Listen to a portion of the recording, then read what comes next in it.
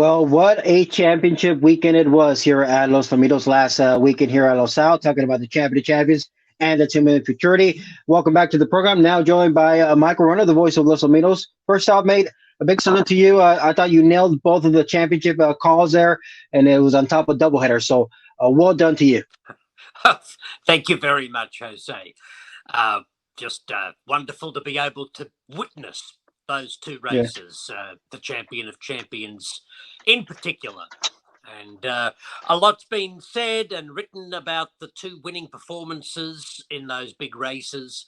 And I absolutely echo everything about those two wins. But just to branch off for a moment, I would like to salute the runners-up in each of those big races, Jose. Because for Danger to come out and do what he did in the Champion of Champions with no race experience at Los Alamitos and having taken the worst of the post position draw, he just covered himself in glory. And it's not right to say that he lost nothing in defeat, because he lost the World Championship title.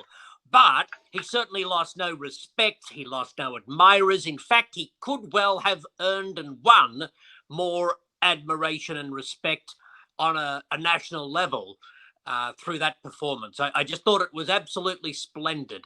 I think back to when he worked between races under the lights a few weeks before the race. It was his first look at Los Al, and he came to a halt in the back stretch. And I just watched him for a moment. He was just standing there taking in his surroundings, and he looked very regal. And I noticed the same thing at some point during the warm-ups when he just paused, and there's something aristocratic about that horse, and he won me over. I'm just really glad I got to see him under race conditions. So a wonderful effort by Danger. And Jose, how the hell did Jericho run second in the 2 million? Man. My goodness. Yes. What a performance. And look out next season. If he can get himself out of the gate in better order, they're going to know something about him. He's going to shake the life out of some of these big races going forward. Yeah, and it's we kind of talked about it on air on the FanDuel set, where, it's tough to make mistakes in big races like this, because you're not just facing one, two, or three top contenders in the trial. You're in the final. So, but for him to be able to run second after he was down maybe a length and 3/4, maybe 2 lengths, and then he flew home. He edged out the exact. He's got a big ceiling if he can ever learn how to break.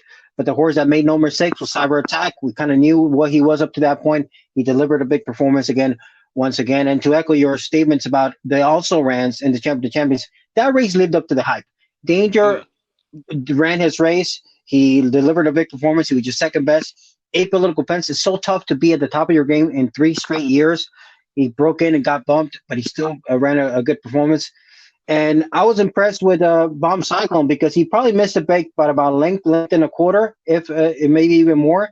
And to still get into contention and kind of be in the mix for the Super and the Tri, I thought it was a great performance as well. So I thought the 4 big names ran to the hype, and it lived up to be a sensational Champion of Champions.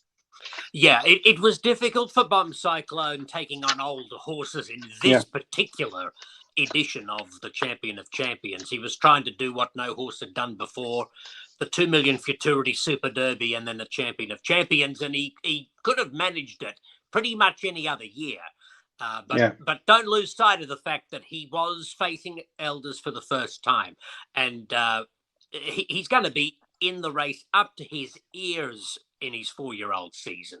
He's a marvelous horse, and we know what Christopher Odell said about him as the fastest he's trained. Look, Bomb Cyclone will have more winner's circle appearances on noteworthy occasions. Of that, I can assure you.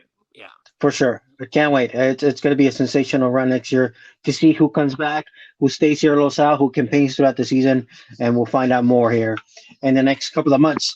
First of all, before we move on to this week's selection, big tip of the cap, Intuition. You were all over it, mate. You nailed it. He rallied nicely on that side. He was the one that made that pick 4 pay. And then also part of the pick 6 sequence that paid over the $8,000. So great job by you with that selection last week. Thank you. And I saw that you included Intuition as one of two horses in your pick four ticket on FanDuel TV. So we were both liking his prospects. Yeah, the horse Yes, did really well. 8-1. It was very nice. yeah, and it was we didn't share notes, so I kind of teased to you in the show that by that point we recorded, he was already submitted as my long shot play of the night as well. So he was the only other horse that I thought was a big threat to that four horse. So it paid out well there for the backers of my ticket and the pick four on FanDuel. We got 300 and over 360, I believe, was the payout for that early pick four. Let's talk about this week's card, specifically the Saturday card and the featured event. We're going to skip right through to the featured event because that's where a lot of our minds are going to. It's a good betting race with the 9-horse field, the 350 yards, a ransom, a handicap for 3-year-olds. And we've seen some familiar names. Amadeus, one Jane in Cartel V. She Goes Up, who's a filly tackling boys. The special one was a little bit disappointing as the betting favorite, but he was having a pretty tough campaign and off of a layoff. But you're going all the way towards the outside. Chick Stash in Bandit, who's 6-1 in the morning. This is a fantastic betting race. As you can see, Ed Burgart's pinned the favourite on the morning line at 7-2. It's a wide open race, very good quality field, but Chick Stash and Bandit, I think, comes in with a good shot from the outside post. The horse came to town from the Intermountain region for Monte Rosa, and his only start locally was at the end of October in a 110-yard race. And I noted leading into that there was no local work. And I thought, I wonder if this is really just going to serve the purpose of a local workout. Sure. That they must have other ideas for the horse down the road. And as it turned out, he would have won. He should have won. He threw it away by bearing out late. He had he was drawn one from the outside, and he got wayward in the last few strides. Yeah, he went out favored because of the high percentage connections and actually the good form as well they was bringing. We could tell he was in contention throughout. He's going to gradually drift out just a tad, and that allowed for Chick's interest to take over the lead. But you were kind of alluding that that race could have been a prep ride because at that point there was no local workouts.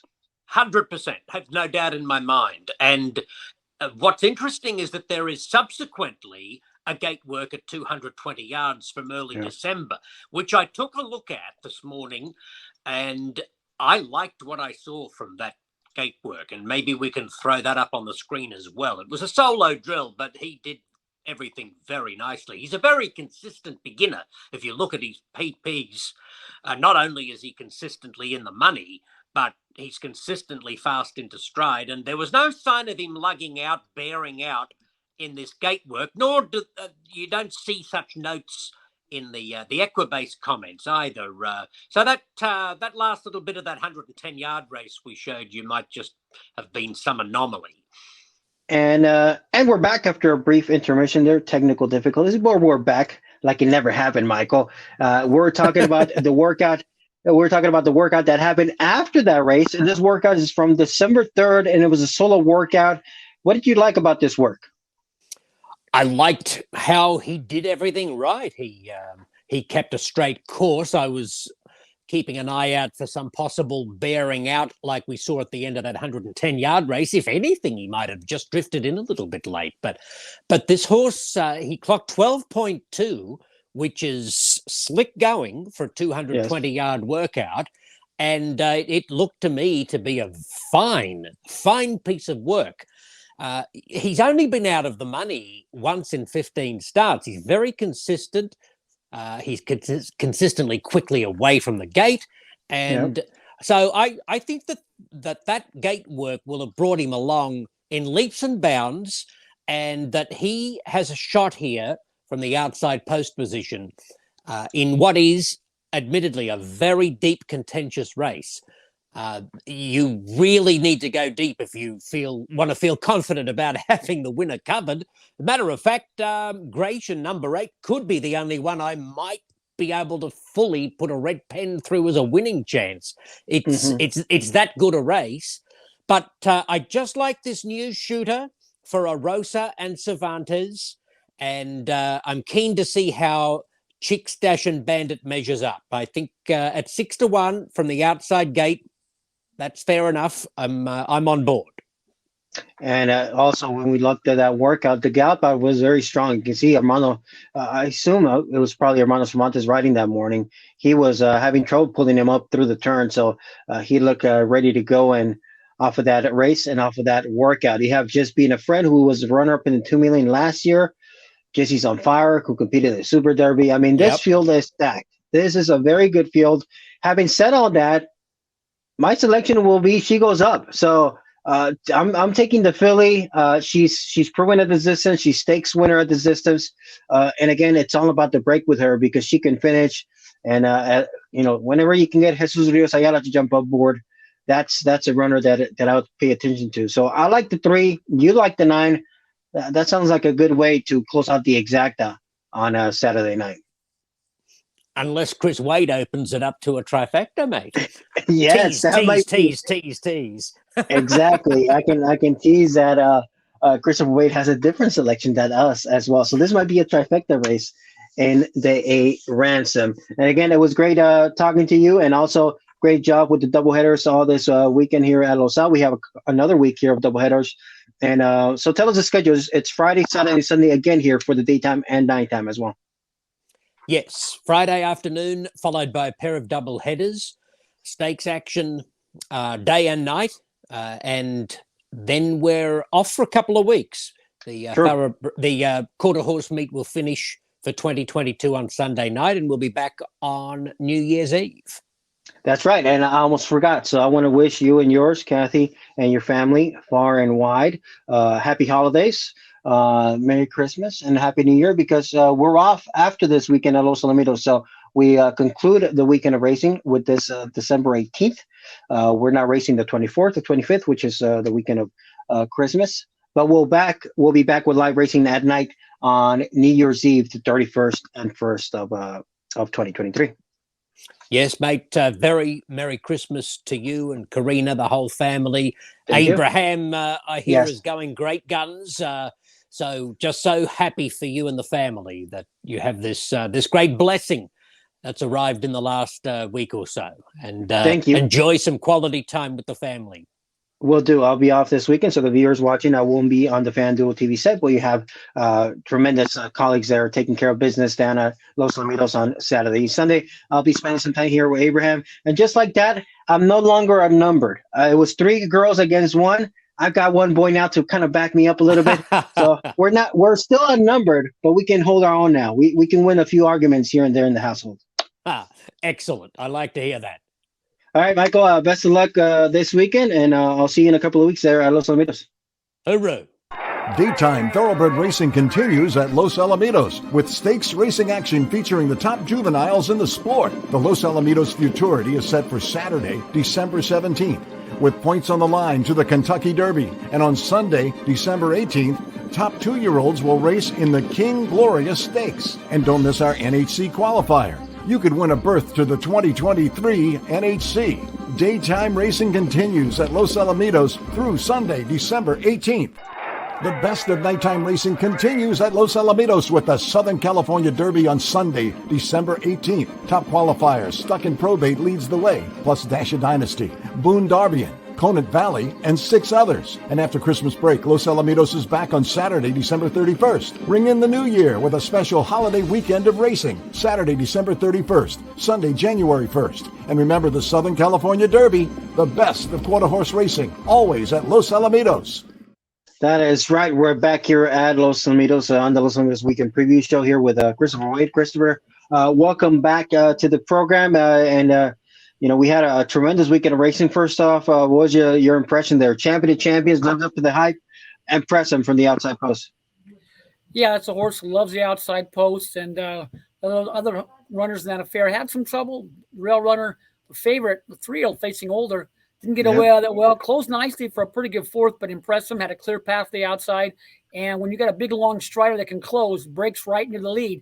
Tough to beat, 5-2. Won well there, Empressum to the outside. Very impressive. Yeah. Performance. Yeah, it was. It was a race that lived up to the hype. So it was good to be on site and cover that race and obviously being in the know there in the grandstand to watch it live. Impressive takes down the champion of champions, and then in the 2 minute futurity cyber attack. Even though he didn't break as well as he had done before, Chris, he was just too good for the rest of the field. He really was. Like on my numbers, he figured strongly the fastest qualifier in the trial with run left to give. So very talented, made up for his brother having some trouble in the previous effort the night before. And but this horse finished very strongly, won nicely. However, my selection there at Jericho, my second choice, was very impressive with having tons of trouble, closed like a bomb to be a very good second. Our numbers were very good in that particular affair. We hit the superfecta A, B, C, and D there. So we had a 9, 5, 6, and 3, and that's the way it finished out. But very impressive performance by the victor. Yeah, it was Cyber Attack taking the money in the 2 minute futurity this weekend at Los Al. Let's talk about Saturday's card. We just talked to Michael Rona. We were talking about the Annie Grandson handicap, and all three of us have an opinion in this race. So Michael gave us a selection on the outside. I said, Michael, I've got a different selection as well. I already gave out She Goes Up. How about we go for the trifecta, Chris? Because I know you like the prize in this race. I sure do. This is what I call my bombs away play. This one for Heath Taylor Shedrow, who's having a stellar season, no matter the class of runner or venue. He's been doing great all over the country and bringing some nice live runners here to California. And this is one of them here. Heath Taylor's Charge. This horse in that last effort 63 nights ago. Don't forget he broke the gate open and broke through the gate. When they break through the gate, I gave a -10 off that, and ran a very good race to be very good in that particular affair. Very well could have been right there with it. If you minded his manners inside the gate, very well could have gave the victor a big scare at the wire there. But very impressive performance by this runner who did break through the gate and didn't get away all that well as well. Broke okay and skied a little bit, but finished nice and beating only head for the whole thing.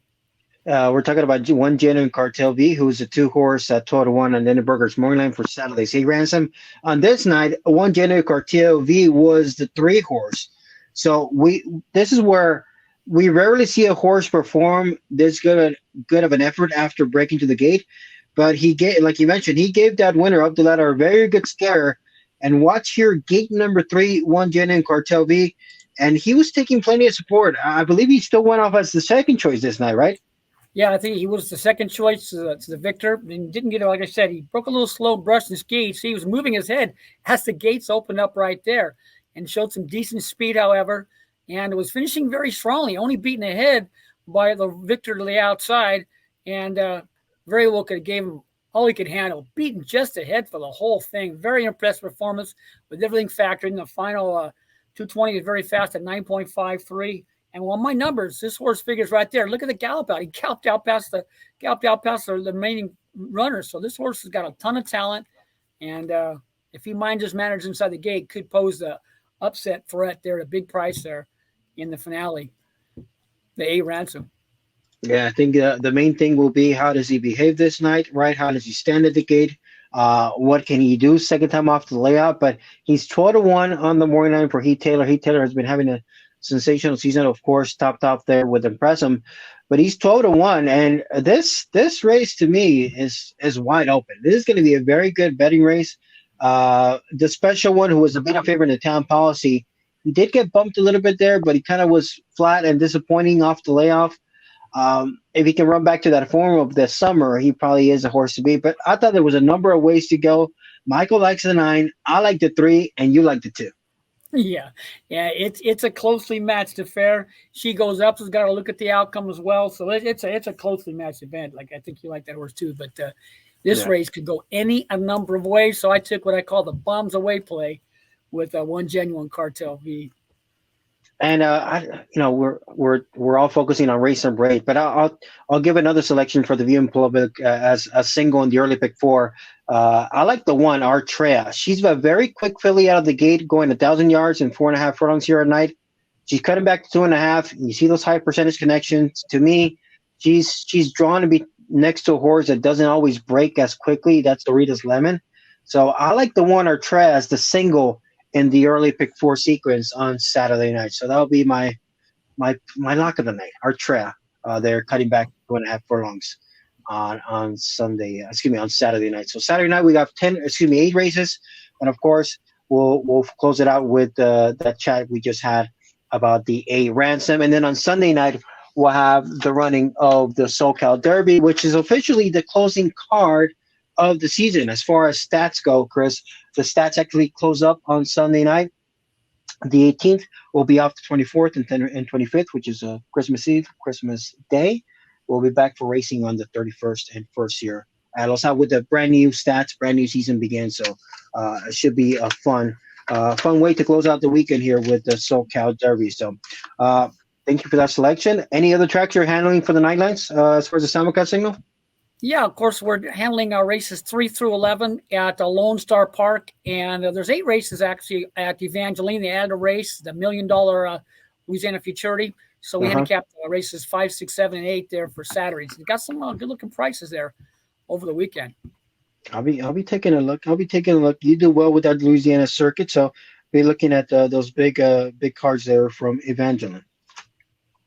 All right, Chris, I want to wish you and yours Merry Christmas because this is our show before we renew. The next time we'll record a show will be for New Year. So happy holidays to all the viewers. Merry Christmas to you and yours, Chris. You too, boss. I could have Merry Christmas and happy holidays to all the people out there that love Los Alamitos. Yes, thank you. By the way, the champions crowd on track. I know you're right there in the paddock. You do your analysis. Wasn't that crowd one of the liveliest, most excited crowds we've had in a long time for a big race like that? Well, that kind of showed that it was tremendous. It was credible. It was yes. Like before simulcast. We used to get 4,000 or 5,000 people out here a night. People were waiting 20 minutes in line to get a chili dog. And well, they're worth it. Believe me, here at chili dogs are great. The Nathan's hot dogs. But the place was packed, and it was a great night of racing. Great night of racing. It was a shout out to the crowd. It was a chilly night, but the crowd, they didn't want to leave the apron. They wanted to be out there to watch the big fields kind of parade through Saturday Ring and in Saturday Paddock inside. So it was a great atmosphere. A big salute to all the fans that came out this past weekend to Los Alamitos. Chris, thank you for that selection. Let's see if we can complete the trifecta. You go with One Jenny Cartel B. I go She Goes Up. And my Corona goes with Chick, Stash, and Bandit. Maybe a little bit of a side wager we'll have between 3 of us. See who finishes ahead of the others in that race. Let's do it. All right. All right, Chris. Chris, have a good night. I'll see you this weekend here at Los Alamitos. All right, boss. You too. Daytime thoroughbred racing continues at Los Alamitos with stakes racing action featuring the top juveniles in the sport. The Los Alamitos Futurity is set for Saturday, December 17th, with points on the line to the Kentucky Derby. And on Sunday, December 18th, top 2-year-olds will race in the King Gloria Stakes. And don't miss our NHC qualifier. You could win a berth to the 2023 NHC. Daytime racing continues at Los Alamitos through Sunday, December 18th.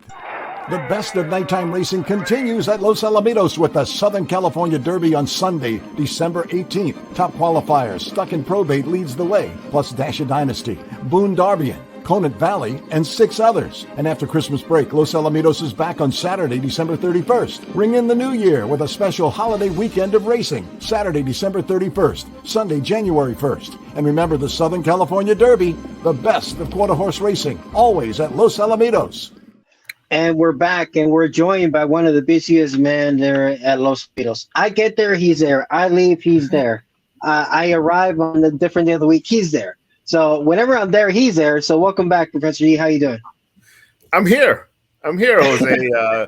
Just plugging along. We're just drawing the final card for the daytime thoroughbred meeting here at Los Alamitos. Of course, we'll have the Futurity on Saturday. They just wrapped up drawing the King Glorious here on Sunday. And remember, we are going to have the handicapping contest on Saturday. 2 berths to the National Handicapping Championship in Las Vegas will be up for grabs here on Saturday. Myself, Chris Wade, will be signing players up. And that's always one of the highlights here on track during these great daytime meets. So looking forward to a good weekend. We just had a tremendous weekend, Jose. Yes. And of course, you guys put on a great show on TVG, FanDuel TV with Ed Burgard. Yes, it was fun. Caleb Keller, yourself. Fantastic show. It was a big weekend and a great weekend for the quarter horse racing industry. So I wanted to get your perspective because we were on set, obviously, but we could feel the energy of the crowd, Professor G. You that you spend some of the night upstairs and then you go downstairs, but up from the press box, how was the energy? How was the crowd? How did you feel that night? You could feel the buildup Yeah. just as the night continued. Race 1, race 2. I went down around race 3, and the Rodney's bar area was already packed. Everybody Yes. there trying to get something to drink, the lines in the concession stand, everybody looking for something to eat, just waiting, anticipating the big race coming up on Saturday. The paddock area was starting to get packed. By the time that the horses for the big race started getting on the inside the paddock area, it was about 7, 8 deep in that paddock area surroundings. It was about 6, 7 deep in the walking ring area, and again, that main concourse level around Rodney's bar, the main line, it was just packed, and people just kept coming up. Everybody that I can think of was there, and it was just a sensational just atmosphere as the horses were getting saddled, as the horses were walking around in the ring. You could just feel everybody's eyes just looking at all these great stars. It was a really fun night to be there at the racetrack, and it just took me back to some of the crowds that we used to have, when I started working here in 1993 with Refrigerator, when Freaky was there for the big Champion of Champions. He drew a nice crowd, and then this tremendous group of horses drew a great crowd as well, Jose. Yeah, it was tremendous energy. Edward enjoyed, we enjoyed it, picking his brain throughout the night on both carts. He had such a great time that he made an encore performance on Sunday. So that was fun to have. Back by popular demand. He was back on set with us. It was a good week here to have Ed Burgard on site. But speaking about the big weekend, let's kick it off with the Champion of Champions. I know you put together a little recap video for us, right? Yeah, just a montage of some of the action, some of the sights, sounds, and of course the after the race, post-race interviews, and some of the thoughts from some of the winning connections there. Here's a quick montage of the Champion of Champions.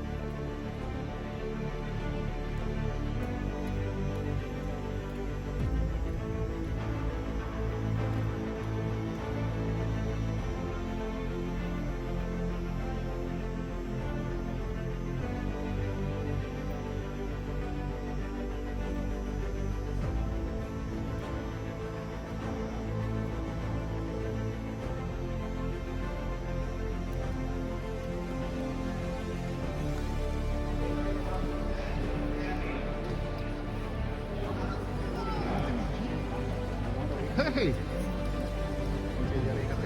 Hi, Johnny.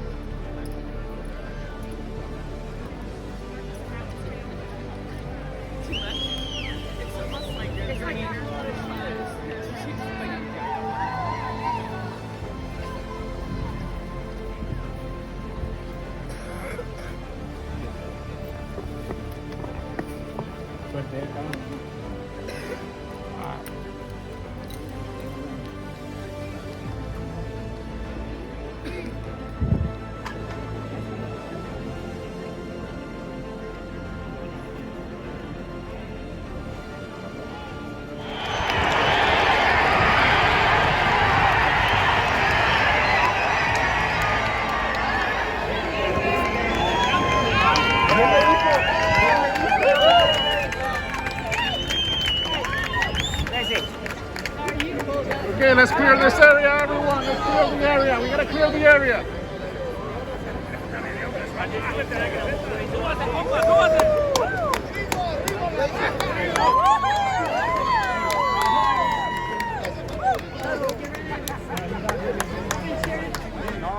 arriesgado ver a nadie. Y nomás pensé que mi caballo quebrara bien y fue lo que pasó y hizo una carrera perfecta. ¿Cómo lo manejaste? Bueno, muy cómodo, vino bien el caballo. ¿Y en la calentada cómo estuvo? Todo perfecto, anda muy bien. Un buen entrenamiento que trae, mis respetos y un buen caballo, ahí están los resultados. ¿Y toda la gente que tienes aquí? Mira, todos mis amigos, puros amigos. Puro San Miguel al Alto. Puro Jalisco. Felicitaciones, Jalisco. Puro Vallejo. I've never held this much money in my life, and I am so proud of Empressum. You know, and I have to think, you know, Los Alamitos, a great racing facility, great history here. We made a commitment to come out here this year and brought the horse out, stayed all summer. And, you know, it's like he said, it's just great when a plan works out. Very rarely does it. But with that kind of animal we got, you know, sometimes he brings his own luck. You pulled this horse out of the mama? Oh, yeah.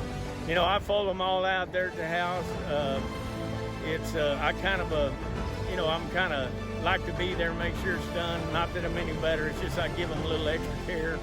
And I baby them and we groom them, we take care of them, and they're like family to us. So when you win something like this, you just really can't believe it. And Mr. Jones, you named this horse Empressum. You knew from day one there was big things coming for this horse. Oh yeah, you could look at him in his eyes and say he was special. He knew he was special, and he's continuing to be special. Good clean start tonight. Obviously health and going into the race, super razor sharp. Like I said, you know, tremendous respect to the field and feel extremely blessed that he got it done. But I think a good clean start up on his feet and a good wide clean path, and I think that's probably the biggest key.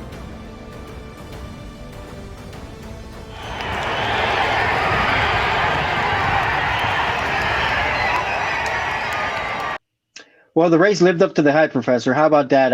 Empressum drew outside. We knew that was likely where he's going to fire a big performance, just like he did in the Vessel's Maturity. And he delivered a sensational performance, winning by, I would say, by about a length there. In the end, I haven't looked at the official chart, but I would say about a length. Danger came to run. Jose. There it is. There it is. Quarter, and the winning time was the fastest in the Champion of Champions since his sire, A Political Jest. There you go. The track record here in 2007. And Empressum came flying there from the outside. The jockey Rodrigo Segala Vallejo, he said that he wasn't worried about looking for anyone else. He was just worried about his horse. He knew that he was sitting on a rocket, and the main thing was just kind of keeping him straight. The horse kind of drifted in a little bit. He started from post number 10. Yeah. I think he ended up around post 7 or 8, maybe. Definitely in the middle part of the racetrack. What a great race, and we could hear the crowd as he got closer and closer to the finish line. As he crossed the finish line, the roar of the crowd, Jose, as Empressum wins one of the most memorable races that I can remember since being here since 1993. Definitely, perhaps the greatest Champion of Champions that we've ever had in the 50 editions that we've held here at Los Alamitos Racecourse. What a great race. It was a tremendous performance. I'm glad it lived up to the hype. All four runners ran good efforts there. The top four that we expected to be in the top four ran 1, 2, 3, 4. And something that I noted on the day after, Bomb Cyclone actually went favorite, right? It was 2.3 for Bomb Cyclone, 2.4 for Apolitical Pence, and that's why you got 5-2 on Empressum, because 250 on Empressum, right? Like they were separated. The top three were separated by like 20 cents, like, you know, yes, on the tote board. Danger was a little bit over 4-1, and then the rest of the nice group that was there. But it just shows what a competitive group, what an outstanding foursome that were. And when they ran, they finished well ahead of the rest of the top four. It was Empressum, followed by Danger with a tremendous race from post 2, a Political Pence. He's the one that kind of broke in, bumped a little bit with Powerful Favorite. Other than that, he ran a tremendous race. And Bomb Cyclone, the 3-year-old, we'll see what he does as a 4-year-old next year. He rounded out the Superfecta there in the Champion of Champions. And tell us a little bit about the in-race betting, just the race betting. The pool was a new record, right, in the Win Play Show? The Win Play Show and the Champion of Champions, they bet over $171,000 the most money ever bet in that pool for the champion of champions ever. The total wagering within that race, so the win, play, show, the exacta, trifecta, superfecta, just in that champion of champions, it was nearly $400,000. Again, the most money ever bet in a champion of champions running. The fans knew they were watching something great, Yes. and they supported it through the betting windows, Jose. I wonder how many tickets were not cashed, Professor. Just win bets on Empressum to say they can, they bet him on one of the best champions fields ever. I kind of wonder how many tickets were just being held as souvenirs there, given that important race. I still got my California Chrome souvenir ticket when he ran Yes. here at Los Alamitos when he won. I bet a few bucks on him just to have that extra ticket. Yeah, I do have a few of those as well here in the home office. So tremendous. Thank you for the fans for showing up and supporting the racing here at Los Al. The next night after that, it was time for the Los Alamitos 2 Million Futurity, Professor. And what a race again. What a performance by Cyber Attack. Cyber Attack did everything right from post number 9, broke nicely. Kind of a similar effort as well. He kind of went towards the middle of the track just enough to kind of be around the 7-6 position. But it was his night, no doubt about it. Cyber Attack with a tremendous race. He actually ran a little bit faster, just a tick faster than when Bomb Cyclone won the 2 million last year, his full brother. Back-to-back victories in the 2 million for this family. Bomb Cyclone last year and Cyber Attack this year. We put another montage together, just kind of covering this tremendous race, California's horse race of the year, with a great field. Cyber Attack, Jericho, he's judge and jury. Ray Ye, just a tremendous group of runners here in the 2 million. Here's this montage covering Los Alamitos 2 million futurity.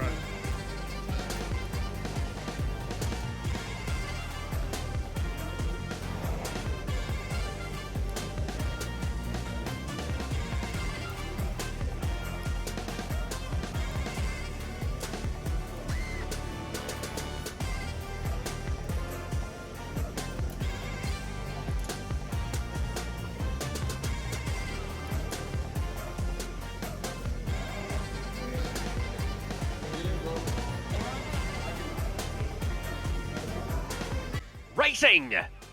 Jericho has missed the start. His judge and jury begins fairly well. Not quite as fast as Cyber Attack. Required first, running a huge race with Ray Ye, AJ Bourne running at Cyber Attack with a clear advantage. Cyber Attack is charging right away. Quarter Horse Racing's Rail family with back-to-back wins in the 2 million futurity. Favourite Cartel, Remember Me Rose, a matchmaker's dream.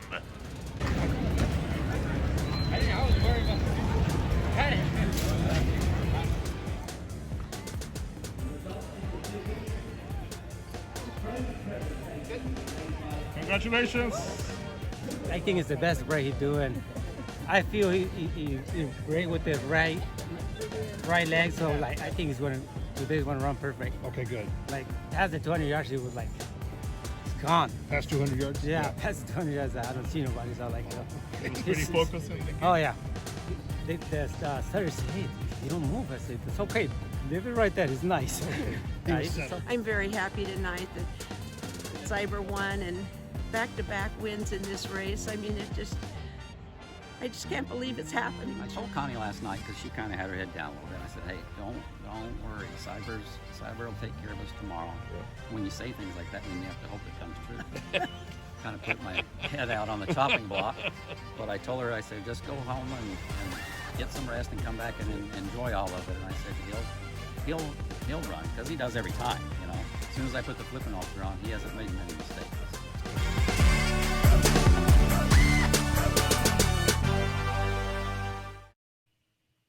There it is. Cyber Attack crowned the winner of the 2022 Los Alamitos as 2 million futurity with a very good performance. He was the one that was not making much mistakes up to this point in his career. And once again, he took down a very good, talented field to win by a comfortable margin. Jericho, we kind of know that he's talented, Professor, but he just doesn't break in big races.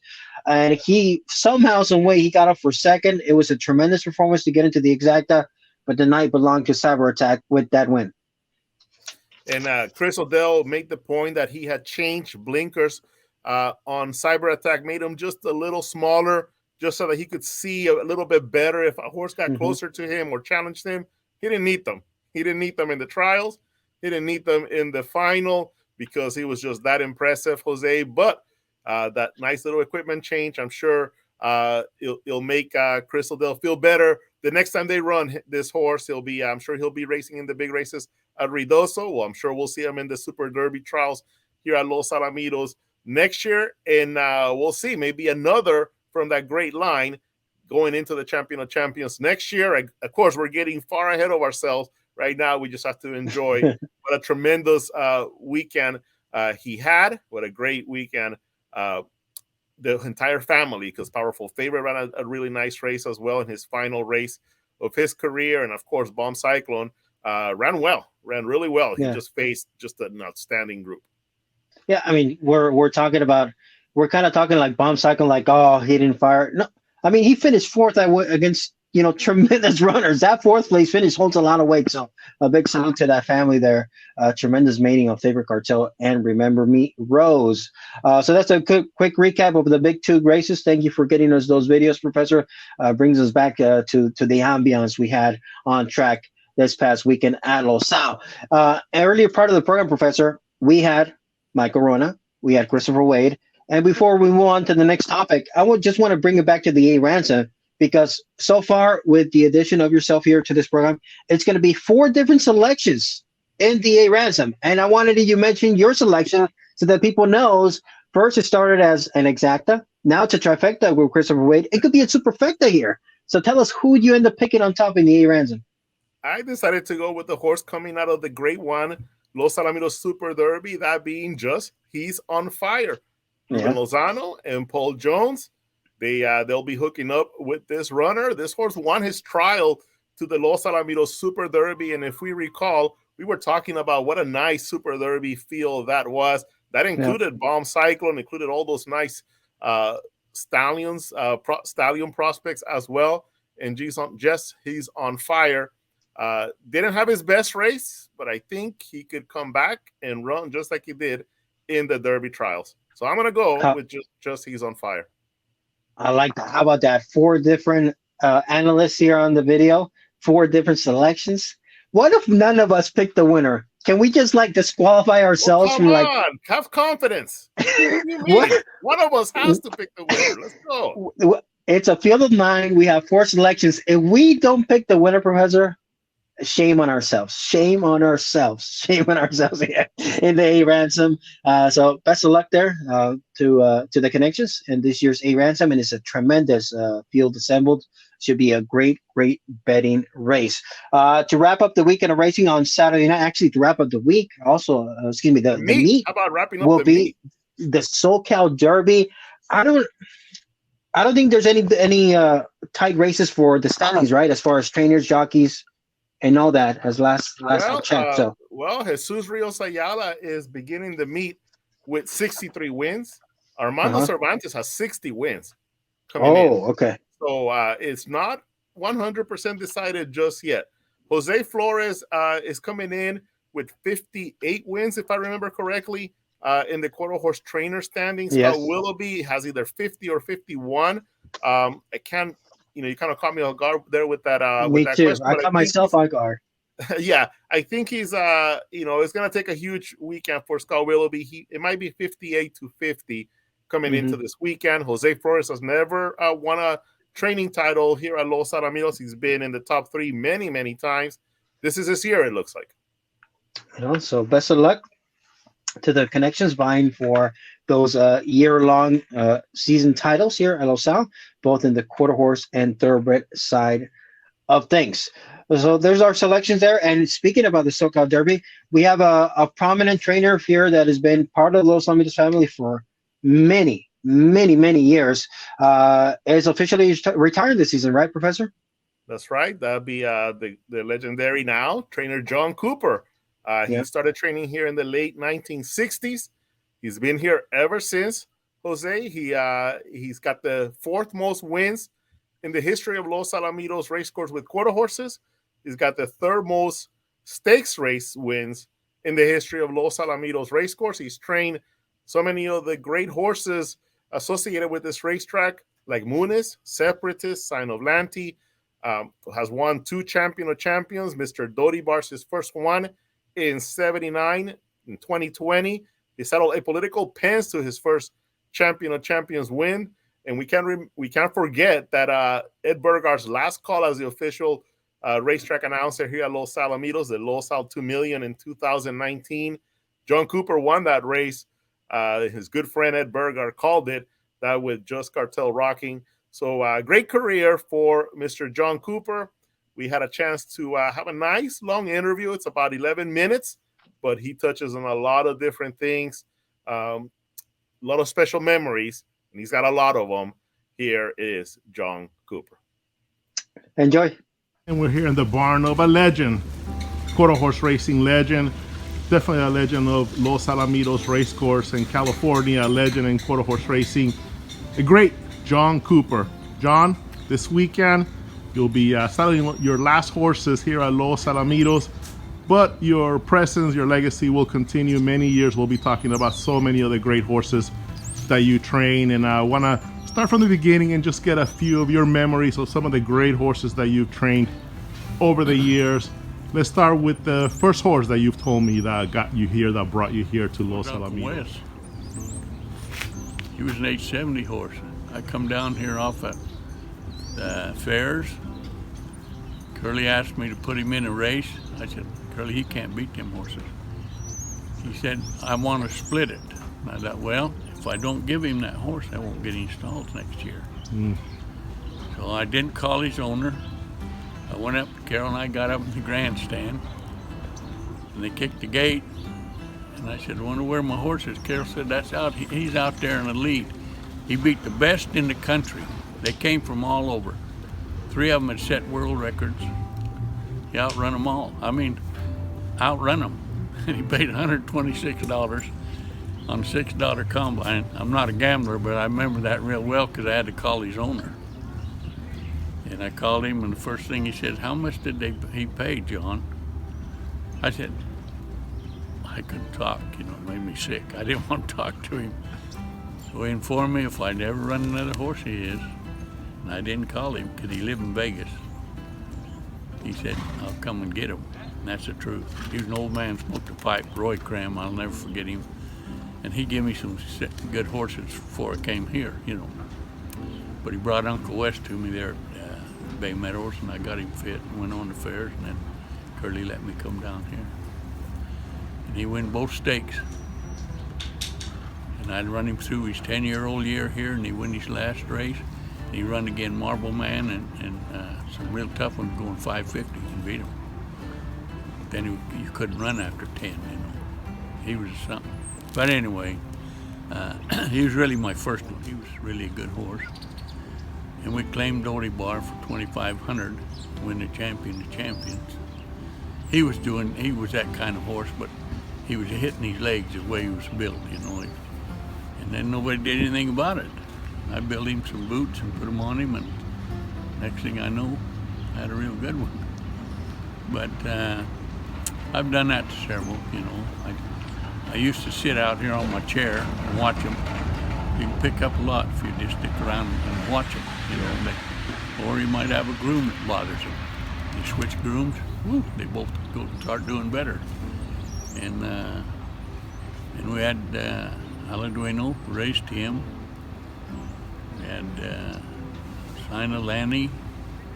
He was world champion a couple times. Before we continue talking about all those great horses, he won Mr. Dodibars won the Champion of Champions. He did. What was that like? What are your memories of that 1979 running? You really want me to tell you? I would love to. Same guy asked me, he said, what do you think of that? I said, I just made $7,000, my 10%. I mean, I was tickled to death, don't get me wrong. Adair got out, he was on his deathbed. He was sick, right? He was very sick. I was sick.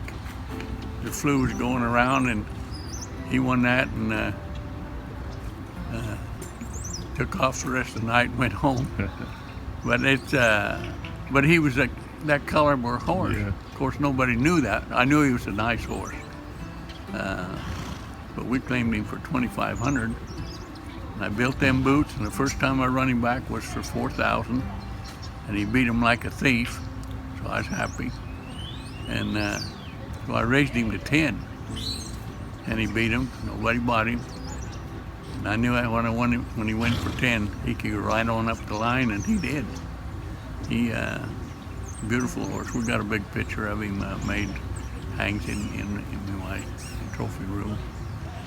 In your career, John, you are the 4th leading quarter horse trainer in wins. Yeah. You're 3rd in stakes wins.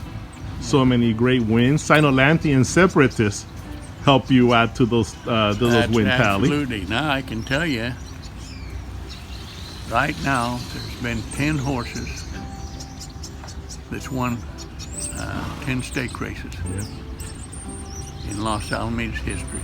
I've had 3 of them, and it's what can I say? A blessing. You can do it any way you want, but it's been good to me. I worked hard at it, you know, but the dandy moonist. You always call them that, the dandy. Yeah. And he had some of the great matchups, rivalries with. He's a dash of fire. He just got better. That was going to be his year. That's all, you know. He run the maturity, beat them horses 2 lanes. He just kept running faster, you know. And we had the little mare that went to $2 million. Cartel Just Rocking. Yeah, and that was about the icing on the cake. Yeah. And then to get Pence for your second Champion of Champions win, right? Champions. That was a different deal, but you know, it was I should have left then. Yeah, what a weekend, right? Oh boy. Yeah, what a weekend. Back-to-back years, you win the $2 million. The following year, you win the Champion of Champions. Yeah, it was something. It's been good to me. Yeah. You know, I've been blessed, and but I know it's time. You know, I'm 84 years old, and I'll be 85 in January, and I've missed my family. They grew up without me, so to speak, and it's time I give some back. That's how I feel. John, talk about some of the people that you worked with. Ron McPherson. Yeah, my owners started out with George Loeb. Yeah. And he was a kick. And we won a lot of races, claiming races. And then I got Hartley. Well, no, I had McPherson, excuse me.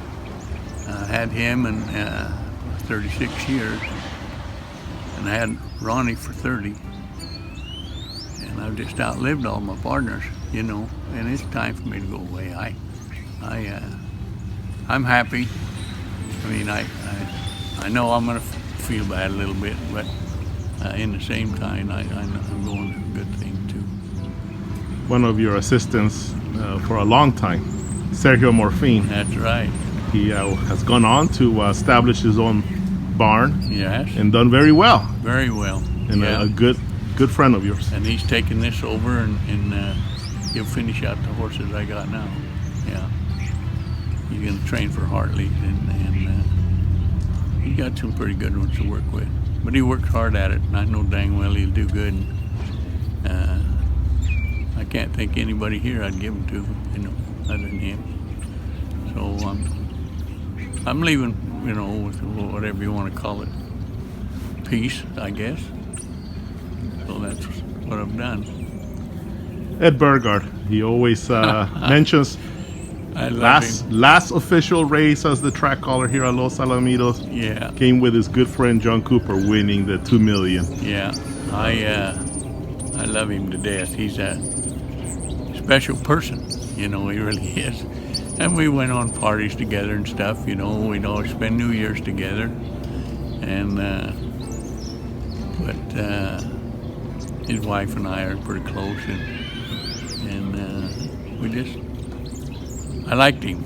I can remember a lot of things we did. I won't bring them up, but it was pretty good. We had a lot of fun. And John, we'll close it out with your wife, your partner, your great friend, Carol Cooper. Carol Cooper can eat, sleep, and drink horses. She'll die that way.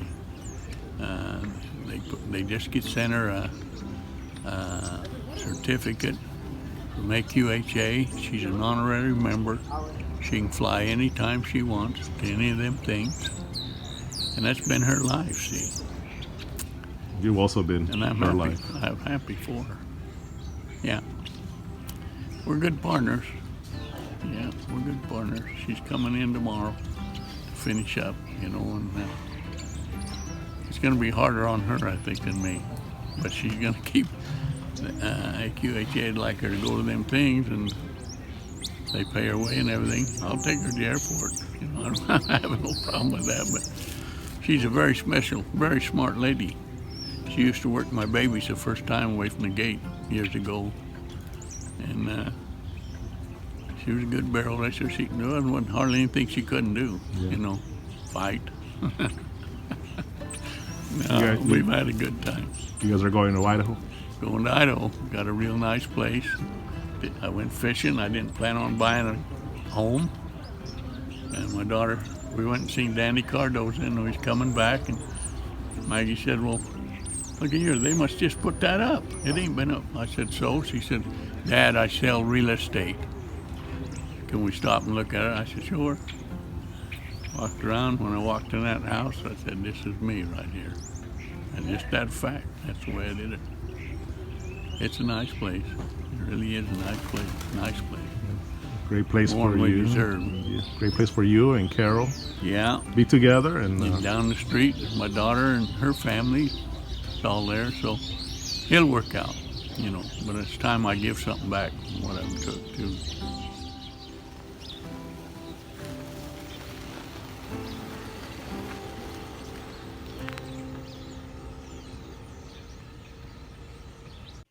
Well, without a doubt, that'll be one person that we're going to miss here, seeing every weekend at Los Alamitos, seeing as many winners here at Los Al. Of course, in recent years, just Cartel Just Rocking stands out. And of course, the great Lunas, who had built a great fanfare, given how popular and how good he was on the racetrack. So best of luck to his retirement. And John Cooper, we're going to miss you here at Los Al. But I know he's going back home to be close to his family, and have a good time. Yeah, and he showed me a photo of his place. Really nice place, beautiful. He's gonna have about 2.2 acres. There is an arena right next to where he lives. His backyard has a nice place for Carol to keep her mare and a foal that I believe they have that they're taking with them. And right next to him, a nice horse arena, and the place is just beautiful. He's gonna have a lot of fun there. Welcome. Well, good to hear, and happy to have hear him talk about his memories, and hopefully he has a great time there with family and friends as he heads off to his retirement, and hopefully he heads out a winner, right? He's got some contenders in the SoCal Derby. Yeah, he's got a couple of them. Bundarbian, who was a big long shot in the, well, not a big long shot, but a nice surprise in the trials of the Southern California Derby. And also insider information, a horse that's been a bit of an iron horse. He's run, I think he's got like 13 stars this season. He's qualified to several stakes races. He's been in a lot of nice races. He's yet to win here at Los Al this season, but what an interesting way to go out for John Cooper if he gets his last victory selling a horse owned by Barry Woodhouse, another longtime trainer here at Los Al. So that would be a nice way to nice send-off for John Cooper.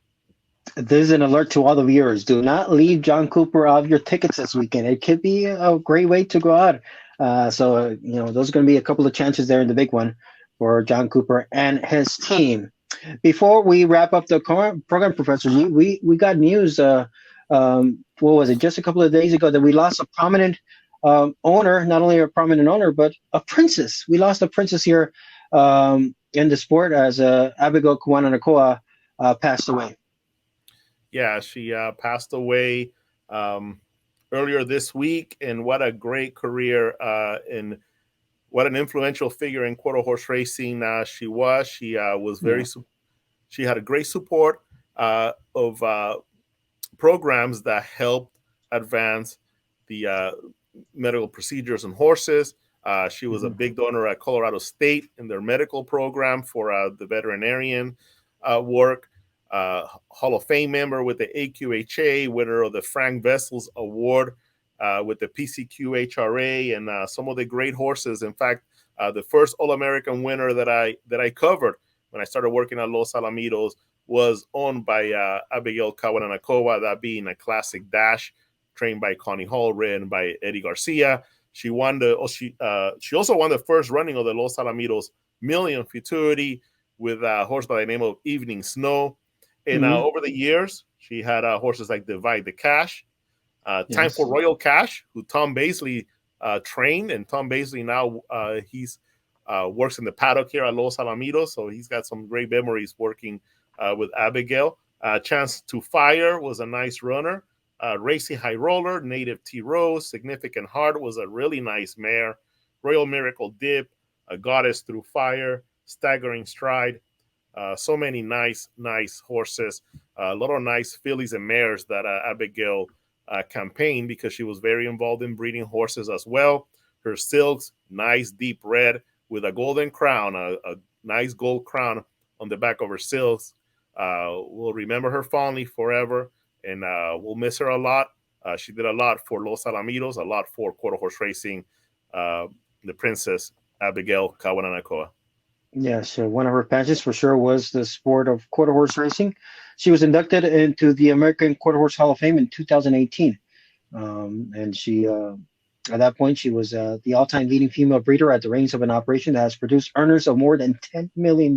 So our condolences to all the family and friends of the Princess Abigail Kawananakoa.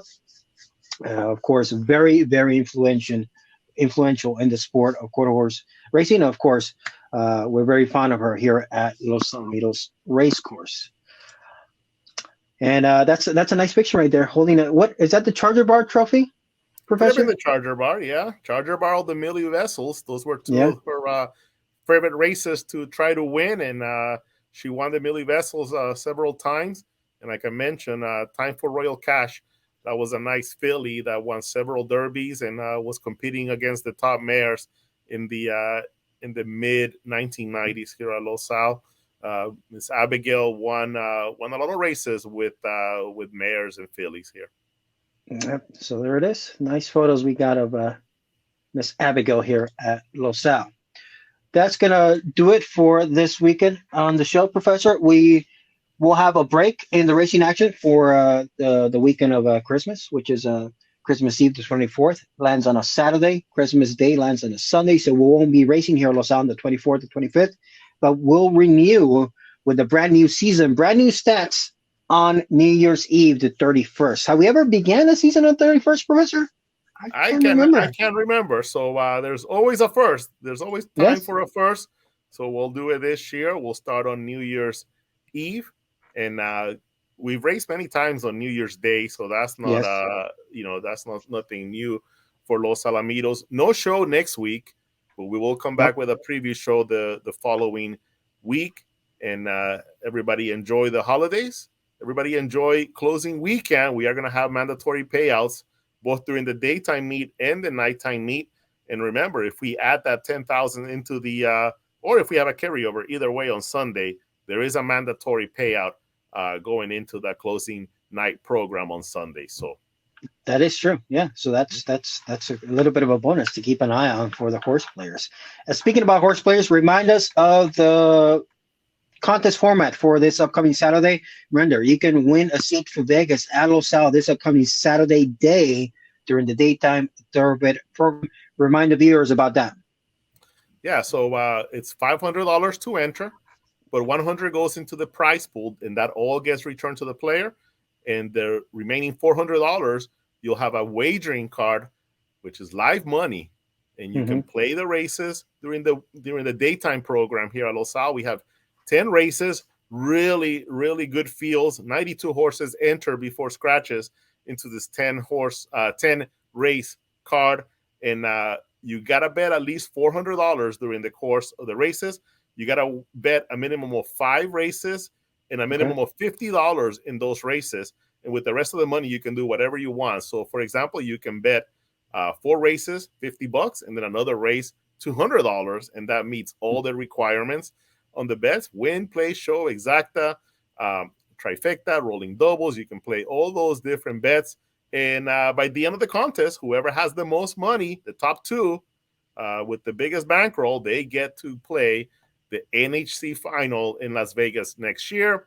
And we'll also have prize money for 3rd, 4th, and of course, the King of the Churn title returns. So it's going to be a good contest. Fun Saturday here at Los Al. All right. Thank you for that recap, Professor. Have a good weekend. And, of course, happy holidays to you and yours. I'll be off this weekend on the FanDuel set, but I'll still be watching and wagering as much as I can. I'll be supporting the pools, Professor. Don't worry. I'll be sending it in.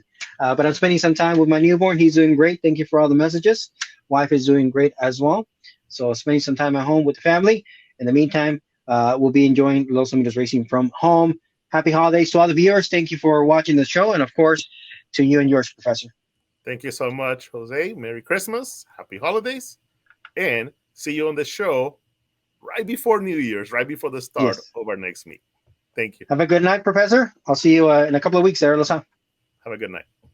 Daytime thoroughbred racing continues at Los Alamitos with stakes racing action featuring the top juveniles in the sport. The Los Alamitos Futurity is set for Saturday, December 17th, with points on the line to the Kentucky Derby. And on Sunday, December 18th, top 2-year-olds will race in the King Gloria Stakes. And don't miss our NHC qualifier. You could win a berth to the 2023 NHC. Daytime racing continues at Los Alamitos through Sunday, December 18th. The best of nighttime racing continues at Los Alamitos with the Southern California Derby on Sunday, December 18th. Top qualifiers, Stuck in Probate leads the way, plus Dasha Dynasty, Boone Darbian, Conant Valley, and 6 others. And after Christmas break, Los Alamitos is back on Saturday, December 31st. Ring in the new year with a special holiday weekend of racing, Saturday, December 31st, Sunday, January 1st. And remember the Southern California Derby, the best of quarter horse racing, always at Los Alamitos. Favorite Cartel sired 3 of the first 4 Golden State Million finalists, including the fastest. Cyber Attack is putting on quite a display of speed tonight. Meanwhile, in Texas, a Favorite Cartel won the Dash for Cash Derby. But Favorite Bluesman, he streaks to victory. At the major sales, 38 Favorite Cartels sold for $100,000 or more. Whether racing or selling, Favorite Cartel can put you in the big game. Contact Burns Ranch today.